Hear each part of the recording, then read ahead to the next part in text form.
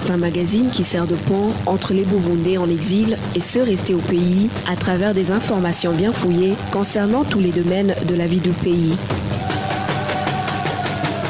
Le magazine Humura Burundi est diffusé sur le web via le site de la RPA www.rpa.bi. Humura Burundi. Vous êtes les bienvenus, chers auditeurs, au magazine Humura Burundi de ce lundi 13 mai 2019. Sans trop tarder, passons immédiatement au titre du magazine. La population dans différents coins du pays se plaint d'être forcée à adhérer au parti au pouvoir, le CNDD-FDD, et cela malgré elle. Le gouvernement du Burundi tient absolument à contrôler la gestion financière des ONG étrangères. Le LICOM en fait une analyse dans ce magazine. Enfin, les militaires burundais en mission de maintien de la paix en Somalie viennent de passer plus d'une semaine en attente d'un avion qui les rapatrie sur Bujumbura. Le développement des titres, c'est dans quelques instants avec la présentation Jean-Vianney Nina Hazoué à la cabine de son Msteve Niyungeku.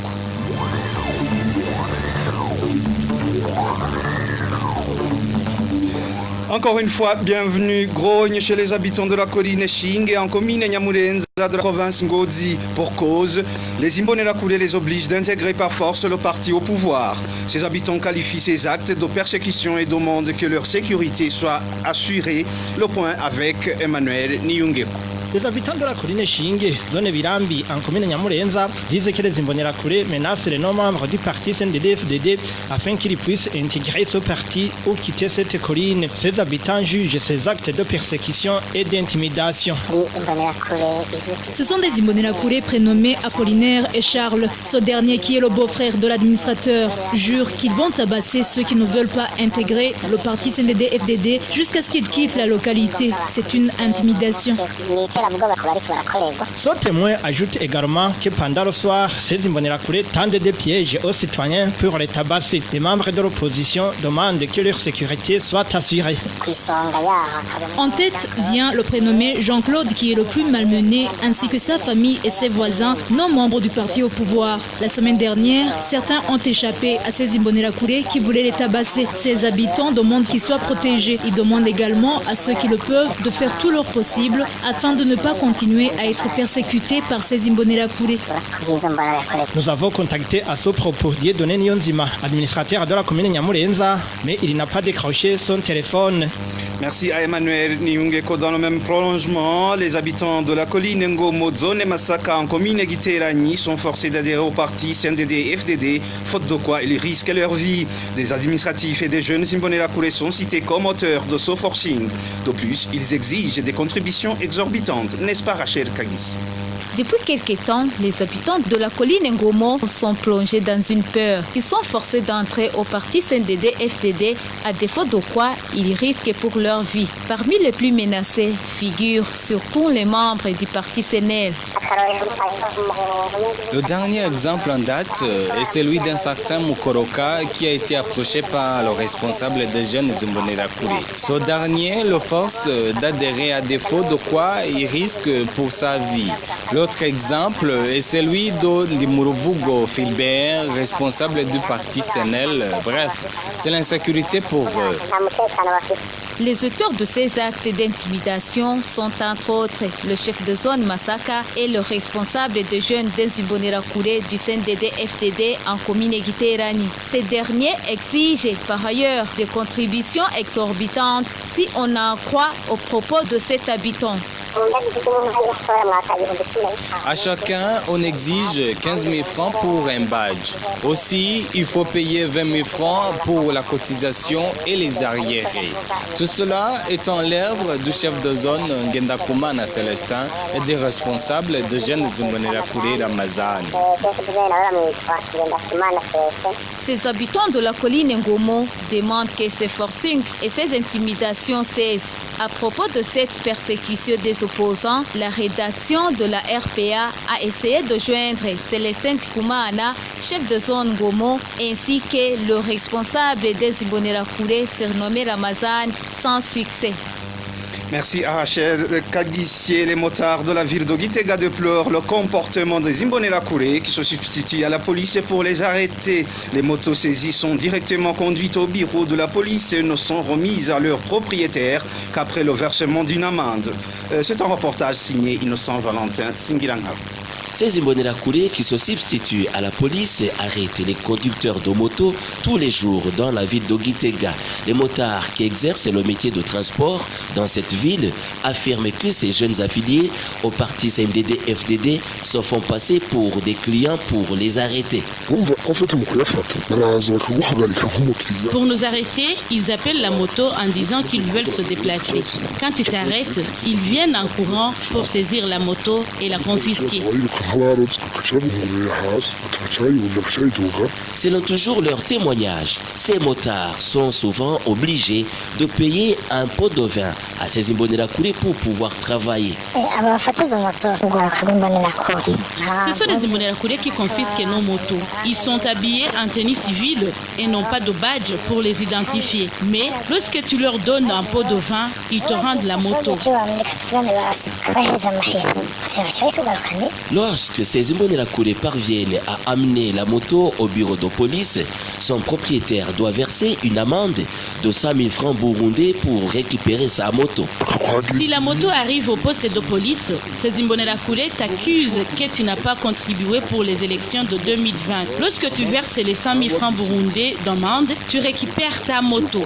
Contacté à ce propos, Valentin Nahimana, administrateur de la commune Gitega, nous a promis de s'exprimer ultérieurement. C'était un reportage signé Innocent Valentin Singirangavo. 3 personnes ont été assassinées dans les différentes localités du pays la semaine écoulée. Parmi ces victimes, 2 ont été fusillées. Le bilan hebdomadaire de la sécurité avec Emmanuel Ndaïchemi. Un nommé Apollinaire Bizimana, identifié comme un Imbonerakure, a été tué par balle par un groupe d'hommes armés dans le secteur Rubira, commune Manda, province Bubanza, samedi dernier. Un fusil de type Kalachnikov appartenant à ce groupe d'Imbonerakure a été aussi volé par ces hommes armés non identifiés. En mairie de Bujumbura, un certain Mwarabu a été tué également par balle au quartier Mirango de la zone Kamenge vendredi dernier. Une personne a été arrêtée pour des réseaux d'enquête. Les habitants de la zone Kamenge soupçonnent les Imbonerakure qui font des rondes nocturnes. Au début de la même semaine, encore sans vie d'un homme non identifié a été retrouvé au transversal 3 de la commune Rukana, commune Rugombo, province Chibitoke. Les sources sur place indiquent que la victime a été tuée à coups de machette.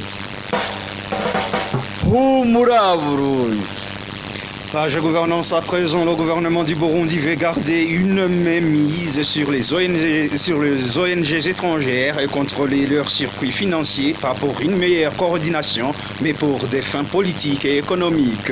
C'est du moins la lecture faite par Gabriel Lusiri pour le président de l'OLICOM. Le pouvoir Nkurunziza cherche des postes pour les militants du parti CNDD-FDD et les financements pour les ACBL pro-gouvernementales. On l'écoute. Le gouvernement veut à tout prix avoir la même mise sur le fonctionnement des ONG internationales dans le but d'une part politique, mais d'autre part dans le but économique. D'abord, il y a au moins 6 points qu'il faut comprendre. D'abord, le gouvernement veut savoir les financements, le total de devises des ONG qui viennent au Burundi. Vous le savez qu'il est dans la carence des devises.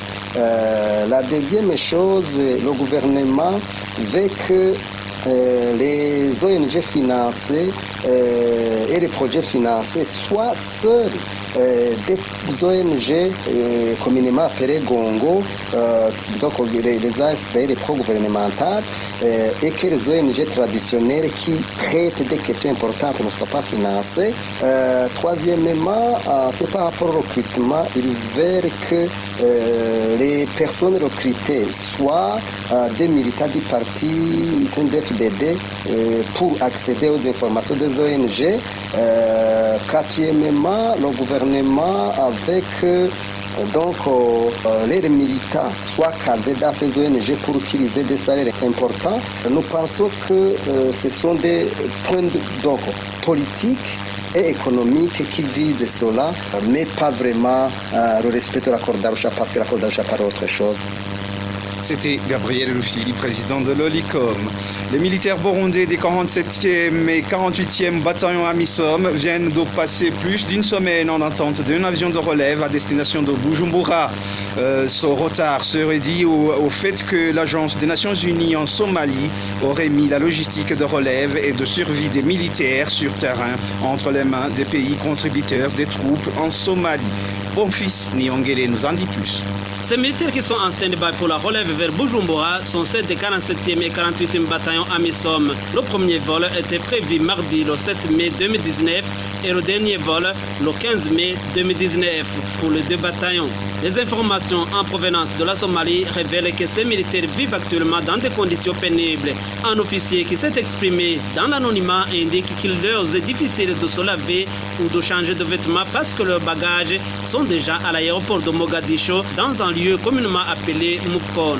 Les mêmes sources indiquent que ce retard de relève serait lié au fait que ce sont les pays contributeurs de troupes qui s'occupent de la logistique de relève de ces militaires.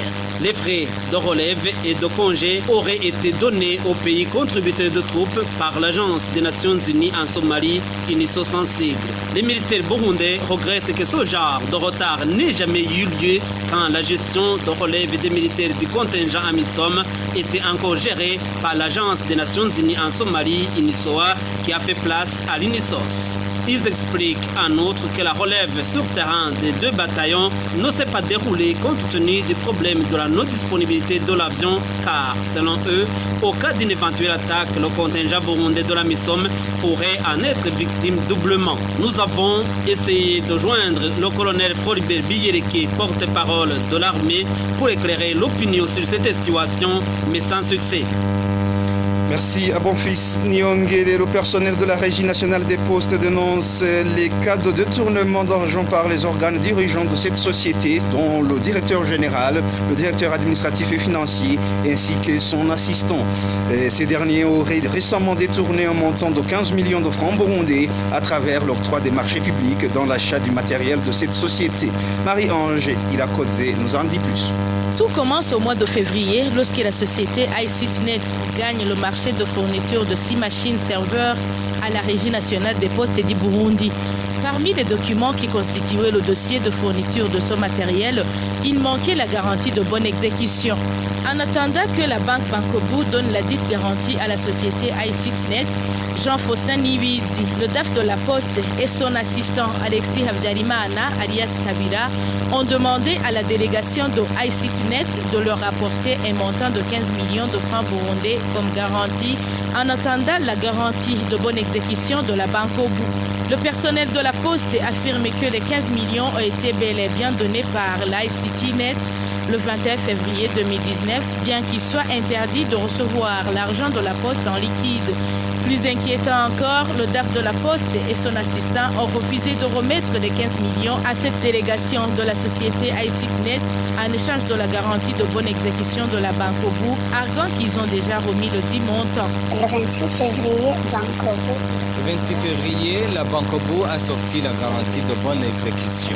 Il l'a donnée à l'agent de l'iCityNet le 27 février et ce dernier l'a amené le même jour à la Poste.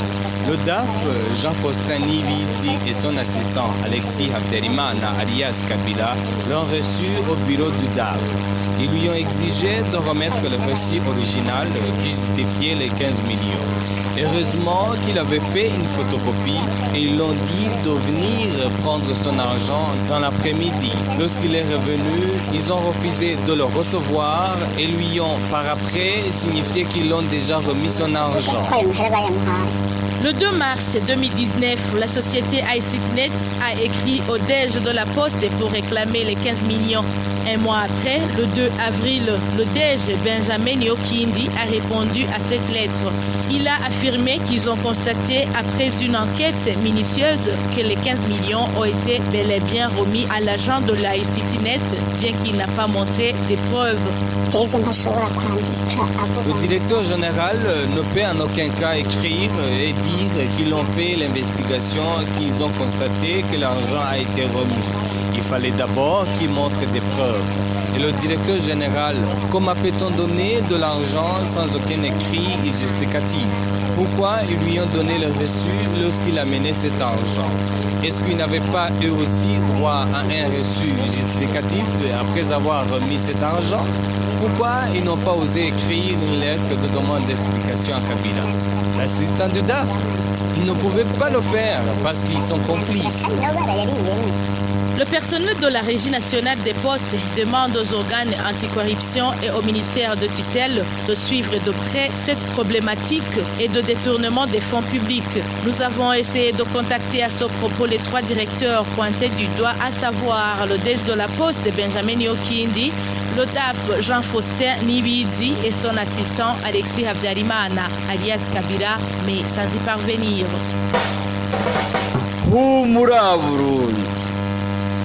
Les usagers du transport en commun des quartiers Gasenyi, Mutanga Nord, Kamenge et Gihosha se plaignent. Les chauffeurs des bus ne les déposent plus au parking comme exigé. Ces usagers demandent que les chauffeurs soient punis pour éradiquer ce comportement. Plus de détails avec Vicky Chris Nimelit. Les habitants des quartiers Mutanga Nord, Gihosha, Kamenge et Gasenyi disent que les chauffeurs ne les déposent pas au parking des bus situés au centre-ville comme c'était prévu.